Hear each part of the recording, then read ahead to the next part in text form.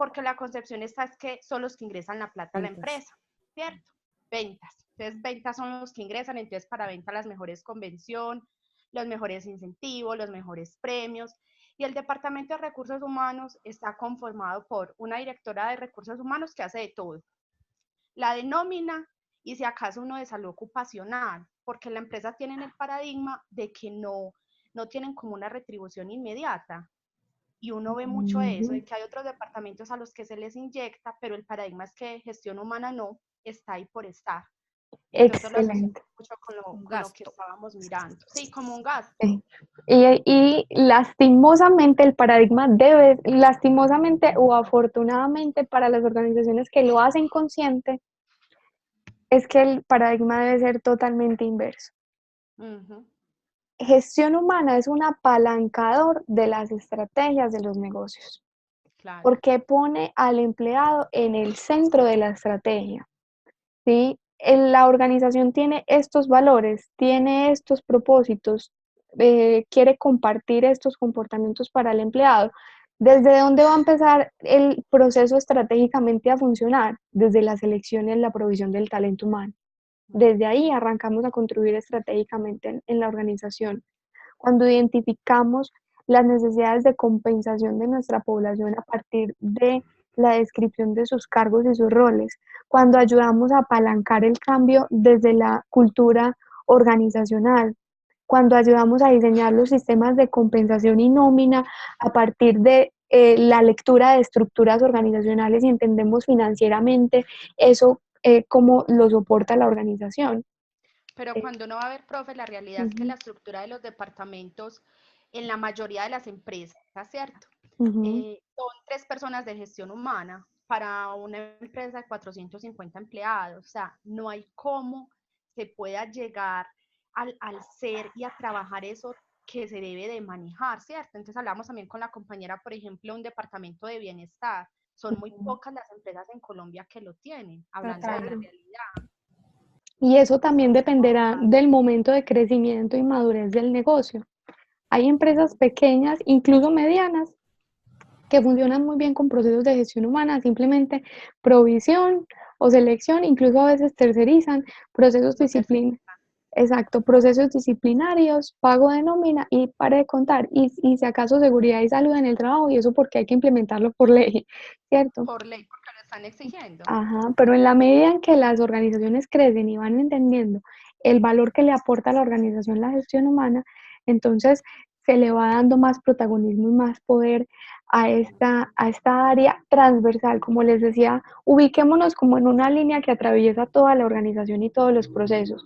Nosotros somos un área puente entre la estrategia y la operatividad de la estrategia. Les voy a dar un ejemplo. Hace poco una compañera que es directora de gestión humana en una empresa estaba haciendo la revisión de la contabilidad, pues con el contador, que es un tercero que viene cada mes a la empresa a mirar el libro contable. Y se subieron muchos los costos de horas extras. Entonces ya estamos recibiendo pedidos, pero se nos está yendo el presupuesto pagando horas extras. La sugerencia, con el respeto de nuestra compañera contadora, la sugerencia del contador fue empezar a despedir personas, ¿cierto? O a recortar personal, porque se les estaba excediendo el costo en materia de horas extras. Entonces ella me decía, Ana, si yo empiezo a despedir personas ahora con aprobación del gerente y lleva apenas 6 meses en la organización, pues ¿qué se va a generar en la organización con eso? Tenían que despedir por lo menos 9 personas. ¿Qué iba a pasar en la organización? Se afecta el clima laboral, aumenta la incertidumbre, se afecta la cultura y el comportamiento o el rendimiento, la motivación de los empleados. Pueden pasar un montón de cosas que se nos salgan del control, ¿cierto? Y ahí es donde viene lo estratégico y lo que le aporta el valor de nuestras profesiones a las organizaciones, tanto desde la contaduría como desde la gestión humana. Entonces empezamos a analizar la situación y resulta que estaban manejando la planta de producción como si la empresa estuviera en crisis. Recibían cualquier pedido de cualquier cliente y le estaban dando una prioridad altísima a cualquier pedido. Entonces, claro, los costos variables no solo de horas extras estaban aumentando muchísimo, sino costos variables de materia prima, costos variables en temas de electricidad, por el uso de energías, ¿sí? Entonces, toda la plata que le entraba a ese nuevo cliente a la empresa, pues se le jugaban en costos variables. Yo le decía, le preguntaba a mi compañera, ¿ustedes están en crisis? Y me decía, no, no estamos en crisis. Entonces, ¿por qué no hacen una mejor planeación de su proceso de producción? Y la sugerencia terminó siendo desde gestión humana, organizar el proceso de producción, organizar los tiempos, optimizar el uso de máquinas y revisar los turnos de trabajo. Le hicieron esa propuesta al gerente y hasta diciembre van a tener plazo de mirar cómo funciona el nuevo método. Pero ella me dijo que en el primer mes ya se empezaron a ver resultados y a disminuir las horas extras. Entonces, cuando damos un paso más allá en las organizaciones y entendemos que somos transversales a los procesos, empezamos a generar valor.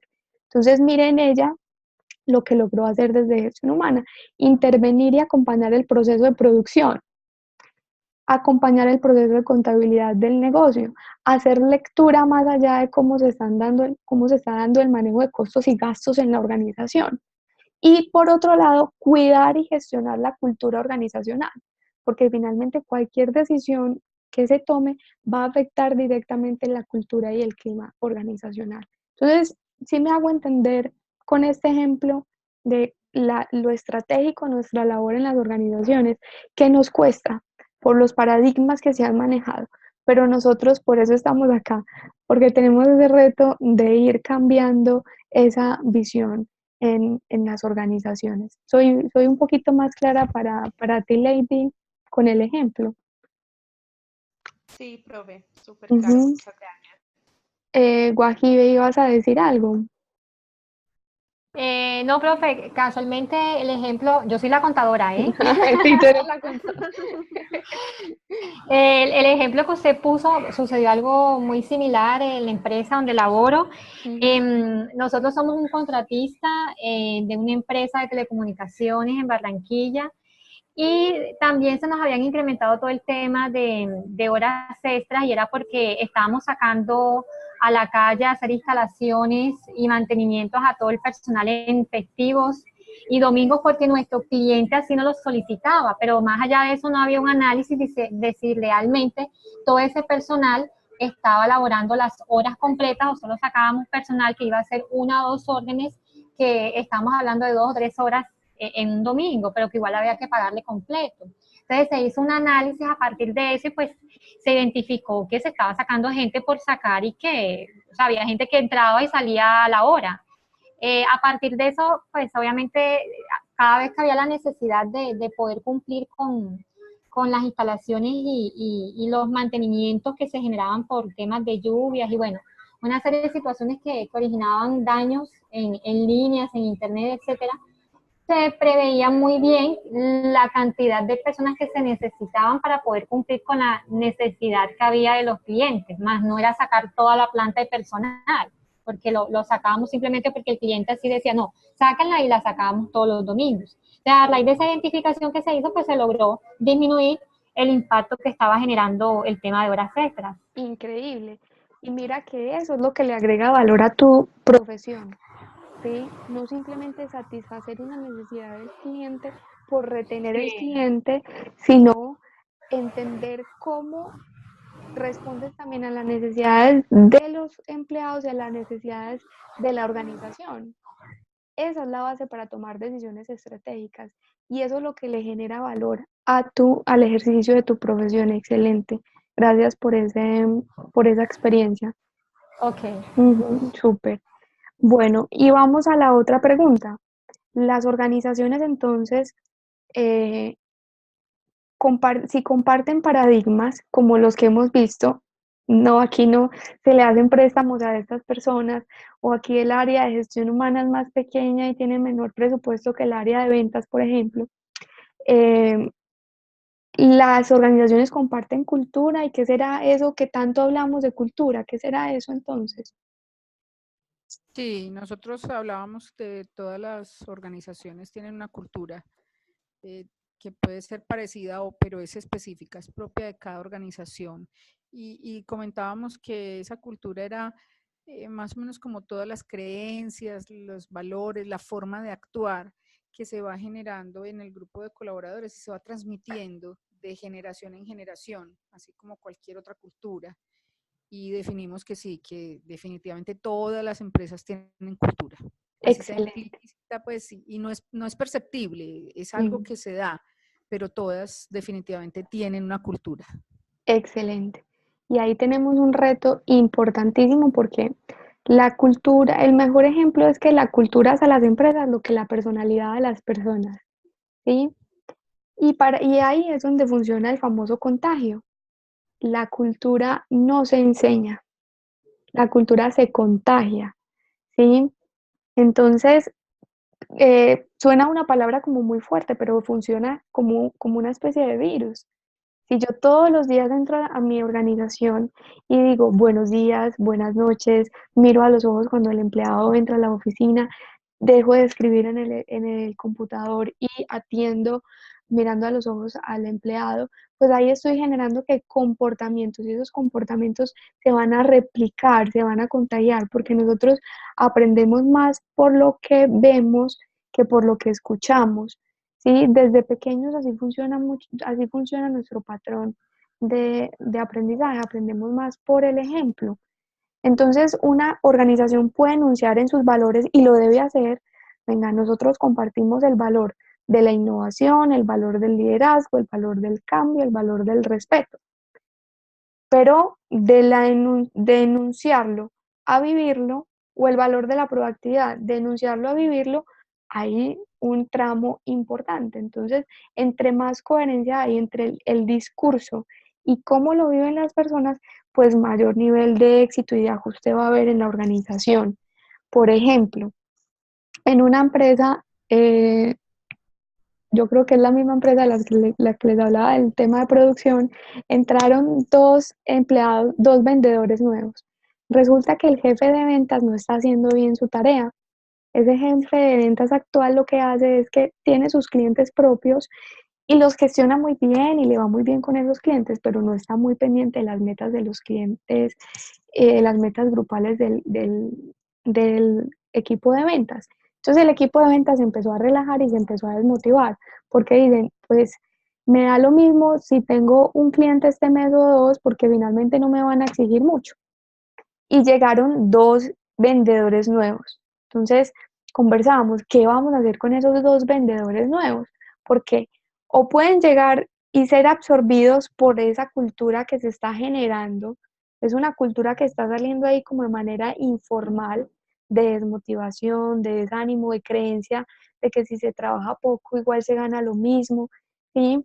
O acompañamos desde lo que nosotros predicamos absolutamente a estos dos empleados para que no se dejen permear por esa cultura en cambio inyecten sus ganas, su motivación, sus ideas, su frescura al equipo de ventas y buscar una fusión ahí entre esas dos culturas, la cultura del que llegó con muchas ganas de trabajar, con ganas de cuidar su trabajo y del que ya se relajó y dijo, aquí igual me van a seguir pagando, haga mucho o haga poco, ¿cierto? Entonces, ahí está nuestra capacidad de hacer lectura de entre lo que enuncia la organización, lo que se vive realmente, cómo acompañamos al nuevo empleado para que entre a esa cultura y cómo desde nuestros comportamientos, por eso se dice, una de las competencias es la conciencia de sí mismo, cómo desde nuestro comportamiento empezamos a contagiar la cultura organizacional y desde la gestión del liderazgo, porque finalmente quienes transmiten el ejemplo, los líderes de los procesos.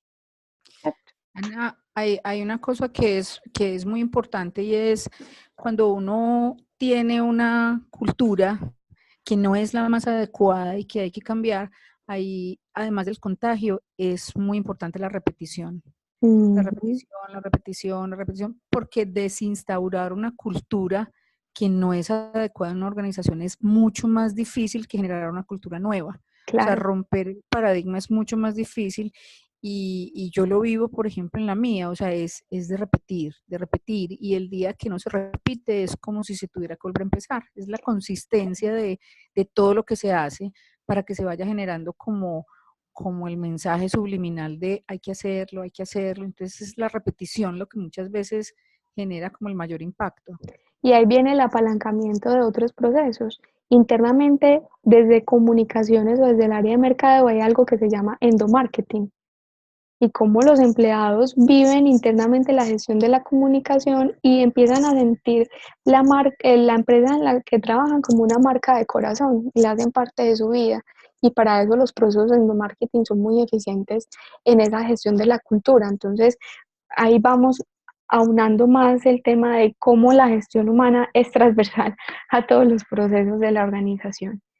Y vamos a responder, para no alargarnos más, porque yo ya les voy viendo las caritas de sueño, eh, la última pregunta. ¿Las organizaciones entonces tienen estructura? ¿Qué entendemos hasta ahora por eso de estructura organizacional? Otra de los compañeros que no ha participado, chévere que nos atienda a esta pregunta.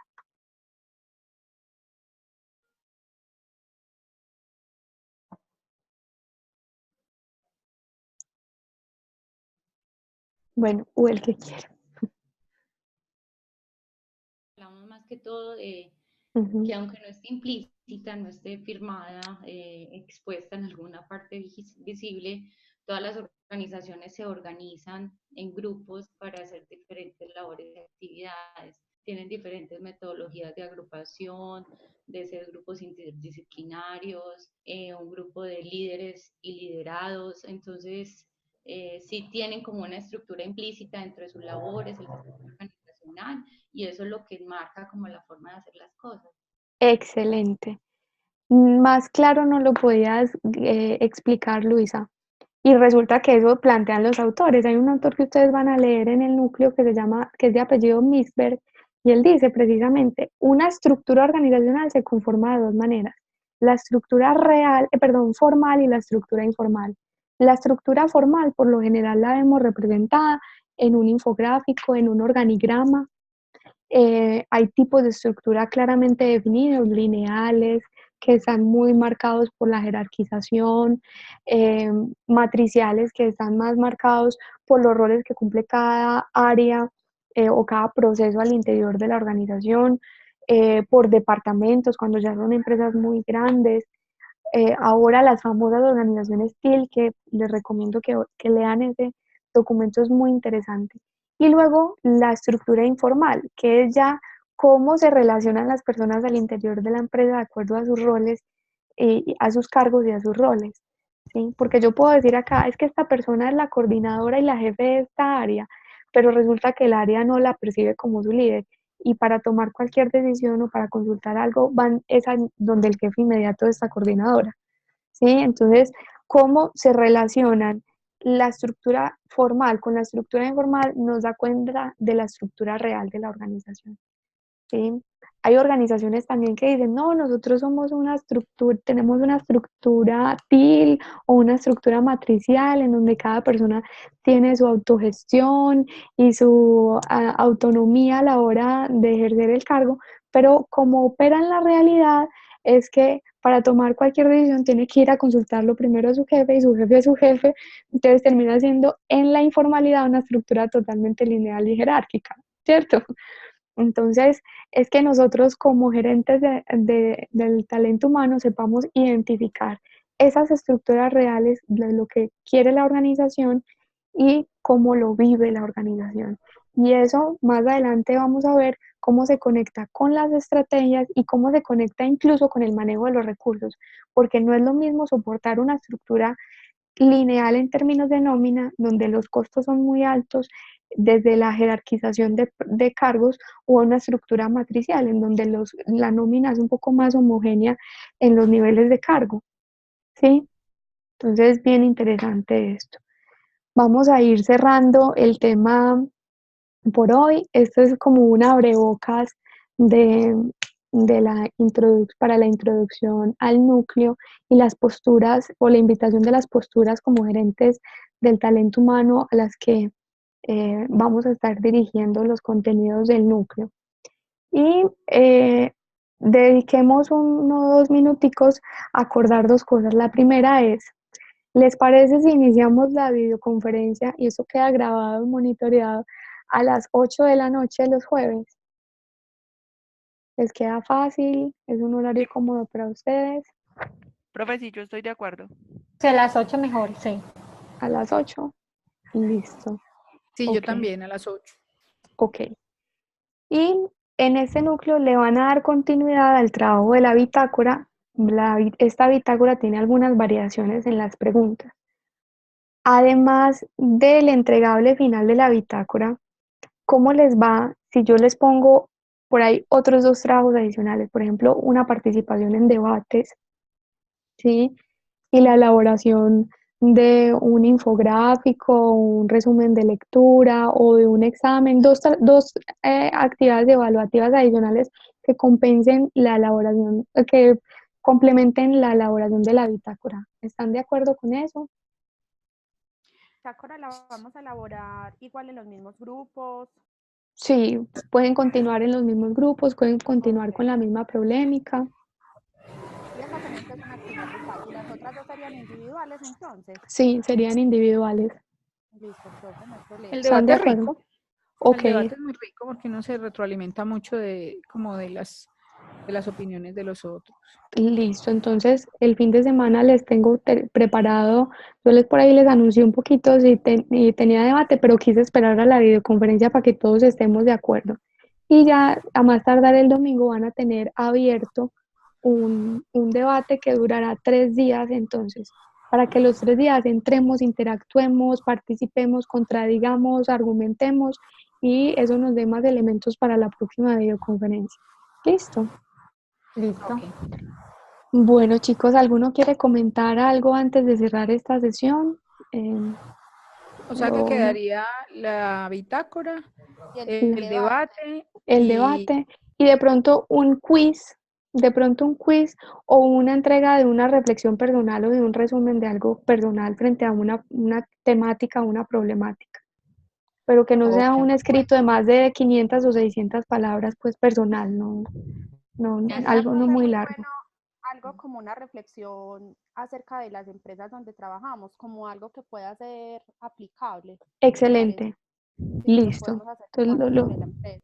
genial. Entonces lo voy Pues a... usted ya propone como la temática, pero por las sugerencias que sí pueda hacer como algo sobre la empresa en la que trabajamos o del cargo, que podamos Listo, como aprender o aportar algo.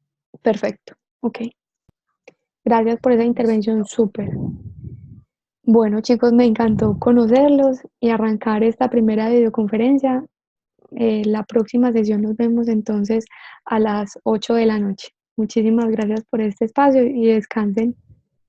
Profe, Ok, muchas gracias gracias. igual. Buena Gracias. la clase, muchísimas gracias. Qué chévere. Maravillosa.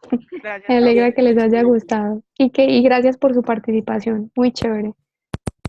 Listo, Bueno, buena noche. feliz noche. Ok, Chao. chao.